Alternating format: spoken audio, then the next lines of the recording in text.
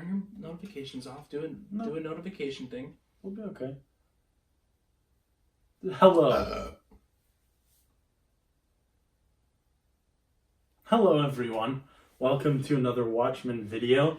This week, we figured that we haven't really talked about TV shows all that much. Not at all. We haven't talked really at all, right? Never touched on So, we did a top 10, our favorite movies list, so we figured we'd do a top 10 TV show list. A mixture of comedies, dramas, action, whatever. We have a couple ones that overlap, but when we get there, we'll talk about that. We'll try not to take too long, because we know these videos can get long, but hopefully all right, go for this sparks your interest and you check some of these out. Hopefully you do. Number 10 for me is the recent show from last year, Who is America, from Sacha Baron Cohen.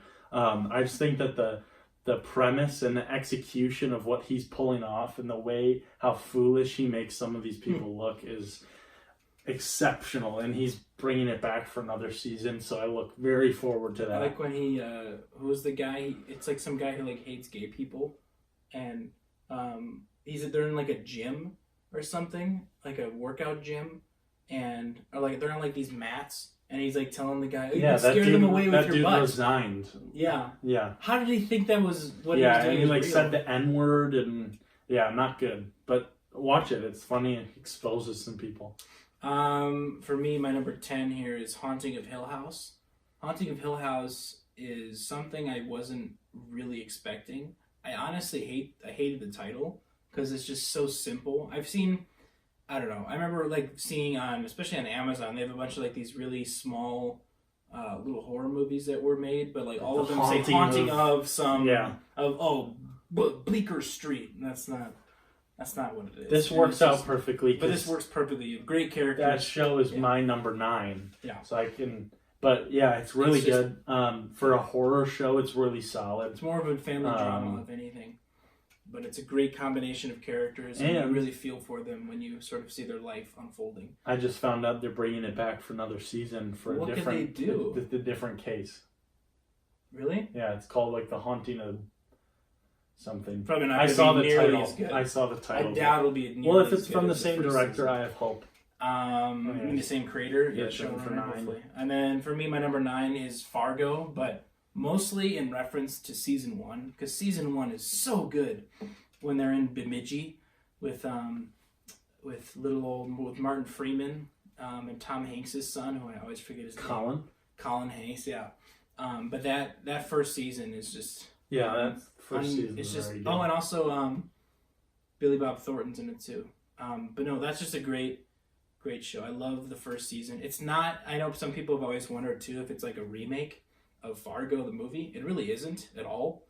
There's nothing really to do. It's just that it's all about small town crime in Minnesota. That's really all it's about in the winter. It's not really the title. That's what it's. Sure, the city itself is referenced, but it's not a key plot point in the show on its own. But yeah, what else you got? Number 8 for me is Nathan For You, which unfortunately I just found out is not returning. Which I'm kind of surprised about because I know that it did really well. So many people talk about it. Basically, the premise is this guy, Nathan, goes out and he goes to businesses and he gives them like a pitch idea to help their business. And most of the times it's like some like way out of the ordinary, like ridiculous like scheme that kind of ends up working. So it's just him going and putting in this business plan into place in real businesses, and it's really funny, and he's just kind of like a socially awkward dude. Check out Nathan For You. Another show here for me, number 8 is the show Rome. It was one of like HBO's big, like first like really big budget pursuits for like a TV series, but the problem with the show unfortunately is that it got canceled because after season 2 because just the huge budget, it was just too difficult for them to keep up because it wasn't drawing in enough subscriptions to HBO to warrant them continuing the show enough for them because they couldn't afford it. It's just too much. They ended up combining like their ending for their story a lot in season 2, which is why season 2 is not the best because it's really choppy. They they skip a lot of chunks in the story, quite a bit. But no, it's just a great little. It's both a focus on the high powers in Rome, of ancient Rome. Like this is like Rome right at the beginning when Julius Caesar is coming to power. So it's a mix of both talking about the soldiers of Rome, the high politicians, or even like the small little peasants of Rome, of the Roman Empire. But it's really interesting and really well structured. I like that show quite a bit. Number 7 for me is Mindhunter, a Netflix show. That's like a solid number 12 for me. All about kind of these FBI agents. One of them's really interested in like interviewing serial killers and kind of just trying to get information on why they do the things they do. And they reference some real life serial killers, and it's just really interesting the dynamic between the FBI agent and whoever he's interviewing. It's not even like a very fast-paced show. It's interesting just really characters, interesting, yeah. And you like watching them try to figure, understand how a serial killer works. And as someone who's into social work for college, I kind of could see myself doing something similar. So it's really interesting. It kind of pertains to what I'm interested in. It's a really good show. Mm-hmm. For me, this is a show that I wish more people watched. I know a handful of people that do watch it, and people seem to be turned off to buy it because of what channel it's on. It's Vikings. Vikings is not, yes, sure, it has its own historical context, but they take their own dramatic license twists to some of the events that they're referencing. Is it on History Channel? Yeah, it's on History Channel. Yeah. But it's, did I say that before? Oh, okay, well, I meant to say History Channel. That's why people are kind of turned off to it. But it has almost like the, similar to Rome, how it's both a drama, it's sort of about different groups of people within the community of Vikings, but it's when Vikings first began their great expansion throughout the rest of Europe. So this is already, after the Roman Empire has already fallen, after Charlemagne, I don't know if anybody knows who Charlemagne is, but the Frankish or French emperor who was just killed eventually. But anyways, it's like most of Europe is split into so many smaller little kingdoms and factions that aren't really unified into massive nation kingdoms at the time. But it's just mostly about the Vikings invading the first time England and then across the world. But it's really interesting and really well put together. Good drama, good action, all around. Great. My number 6 is an HBO show as well called Flight of the Conchords. Something that I think is interesting about this show is every episode there's 1 or 2 songs because it's about a band and they made actual music, so they incorporated their songs, which are comedic, into the storyline and into each episode. But basically it's just about 2 guys from New Zealand and their band manager, who's also from New Zealand. They moved to New York. Reese Darby, I love him. They moved to New York, and they're not very good. They're really small, and it's just kind of about them trying to book gigs. And it's kind of really weird and absurd. It's but sort of like dry humor in a way too, with a lot of like the way they're acting. But I love Jermaine Clement. He's great. But it's a really interesting show, especially if you're interested in music. Mm-hmm. Now my next show is number 6 here is a show I wish this little fool would have actually finished, but he hasn't for whatever reason. I was trying to motivate him. I wanted to watch each episode with him to see if he would be intrigued, but for some reason he couldn't. But it's Band of Brothers, and Band of Brothers is probably, it's a miniseries, but it's a well put together. It's probably the best miniseries anybody could watch ever. Another thing from HBO.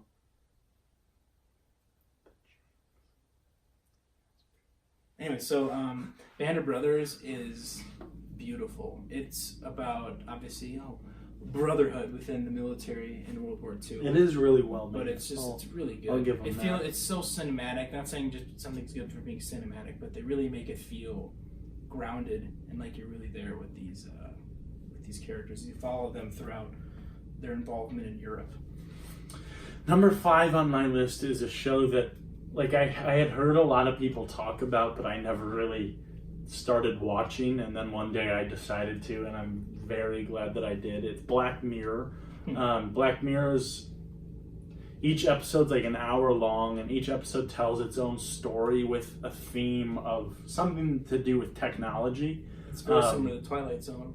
One thing that I really like about Black Mirror is I like I don't like happy endings all the time in movies and in TV. And Black Mirror, almost every episode kind of has Pretty a negative. non-happy ending or just something unexpected happens. And I really hope they keep putting out content. Like they just put out that Bandersnatch, which is the interactive show on Netflix with like multiple endings and stuff. So, and then it's a really good show. I look forward to seeing what else they make. For me, my number 5 is Daredevil. Daredevil is probably the best superhero show anyone could watch. It's a great drama with great characters and great action all around. Even a great villain, Wilson Fisk, when he's introduced in the first season, played by Vincent D'Onofrio. He's so intimidating. He's so well done, and you want to see him. It's weird. You want to see him beat Daredevil, but you want to see Daredevil beat him too. It's a really cool feeling when watching a show like this. It's so grounded itself. It does take place within the MCU, but it's not like it feels very separate from it on its own, and I feel it makes it almost like it's its own little universe with all these little characters. And Cute. Great show, worth your time. Netflix, do it. Number 4 on my list is The In-Betweeners, which is a British show. It's super well known in the UK. I mean, I'd compare it to The Office, but there's already The Office in the UK. So I'd say I'd maybe compare it. Well, I mean, it's just as well known. Like everyone in the UK. You're saying it's as known probably as The Office is in the US. Yeah. But it's just a show about high schoolers in the UK and like the trouble that they get themselves into. It's really like kind of immature humor, but it works well. Because the characters are fun. The characters all play so well into one another, and it's on Netflix, so check it out. Let's see. Oh yeah, my number 4 here is actually The Punisher. So The Punisher, I don't know, it's hard for me. I think I would tie Daredevil and The Punisher. Punisher season 1 is very good.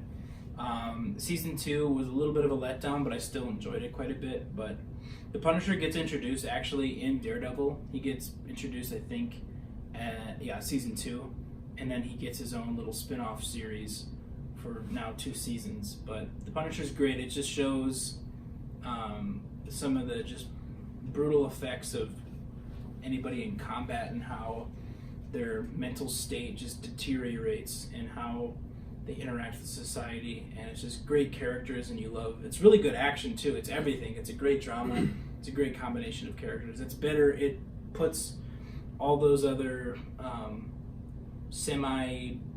they're mostly pretty bad. The original Punisher movie, the one from like the late 90s, and the other one from like the early 2000s, it just puts those to shame. That's what it does. Number 3 on my list is It's Always Sunny in Philadelphia. This is a show that has a nice place in my heart. It's always one for me that I can go back and just watch episodes here or there. Yeah. I wish they would have taken it off of Netflix though. I know. I love all the characters. I'm sure you've heard of It's Always Sunny. But basically it's just a show about a group of people that owns a bar. But each character is super individual in their own way. And just Unique, yeah, that's the word I was looking for. I'm sure you've heard of it. I don't know how else to explain it, but watch it if you haven't. It's so fun. It's laugh out loud funny. Yeah. I would hope a comedy's laugh out loud funny. Yeah, but some things you can laugh at, but it's not like your belly laughing at it. So my number 2 here is Breaking Bad, which You is skip 3. Number 3 is Curb Your Enthusiasm. Curb Your Enthusiasm has to be the greatest comedy show of all time. There's never been a greater group of characters and friends than there is in Curb Your Enthusiasm. Larry's complaints about very unreasonable complaints about things is, it sounds like, and you'd think in the beginning of the show that you would dislike Larry, and you do get kind of that feeling where you just kind of get mad not mad, but you feel bad how often negative things happen to him. But it's just because of his personality. He gets himself in bad situations. Right. But it's so funny. It's so good, especially really good, when really good. he's interacting with Funkhauser, Jeff, and And I already said Funkhauser. Yeah, Marty Funkhauser. Rest Actually, in the peace, by the guy way. died. The actor Bob who plays him. Einstein. Rest in peace. And Richard Lewis, when they're all interacting with each other, it's just great. Great show. I'll talk about that show in just a little bit. Oops. Go for it. What's your... My number 2 is The Jinx, the life and deaths That's number 11 for of me. Robert Durst. I'm surprised it wasn't higher on your list. I know, but these are so good too. This is a true crime documentary series show about Robert Durst, who was convicted of murder. Don't say too much. Yeah, I'm not gonna spoil the thing. I'm not stupid. I'm not you spoiling Breaking Bad for me. Anyways, it's a documentary series about a man who's convicted of murder, and then there's just layers upon layers added into that. And it's just so well made. They don't reveal too much, but they reveal just enough to keep you interested, and it's just expertly made and one of the best documentary series I've ever watched. Yeah. But it's better to watch that too. If you don't really know much, know. don't look it up. Don't look up anything about Robert Durst. just watch it. Just watch it on your own. Okay, sorry. I started saying this before, but now I'm actually going to say it. Number 2, Breaking Bad. Breaking Bad's probably the best. He's not even really a hero. I wouldn't even say anti-hero. He's more like the best rooting for villain story, you could say. It's literally about a character. An anti-hero. Whatever. Shut up. I'd call him an Shut up.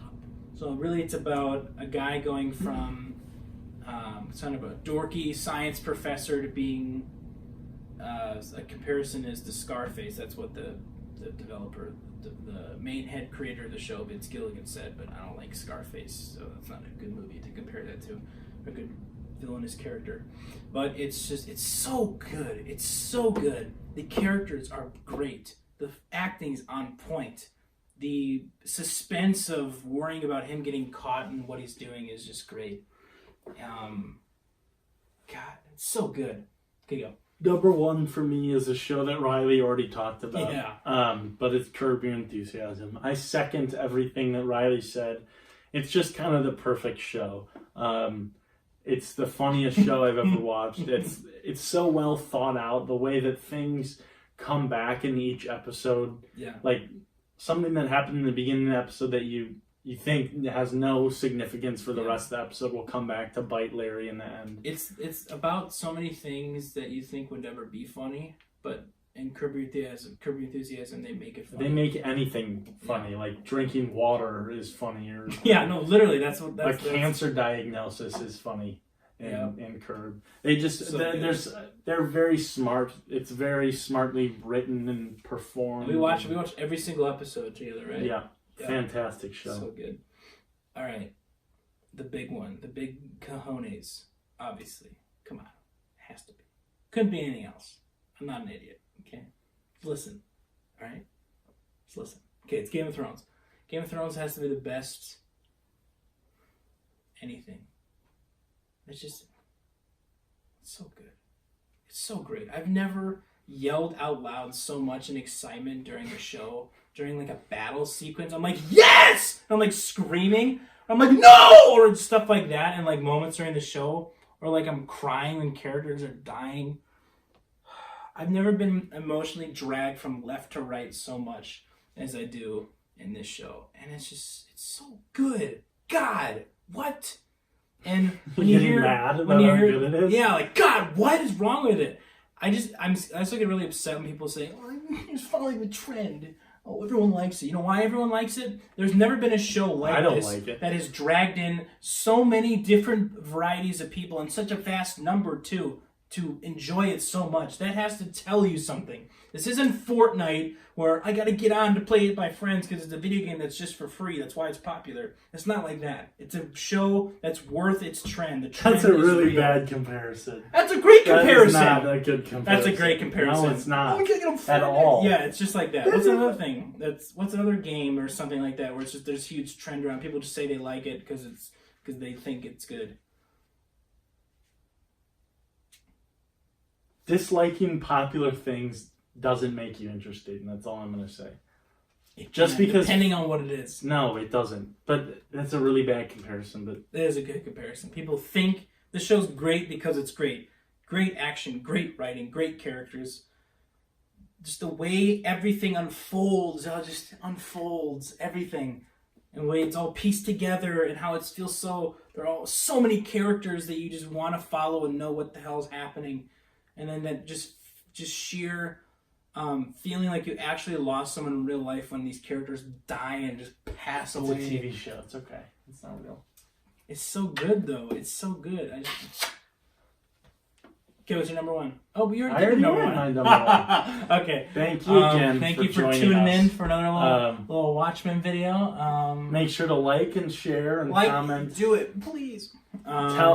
Listen, we're trying to get more views and subscribers than we have. No one's gonna watch this one either, though. But you never know. If you're watching this, thank you. We appreciate you. Give you a little, tell your friends about us.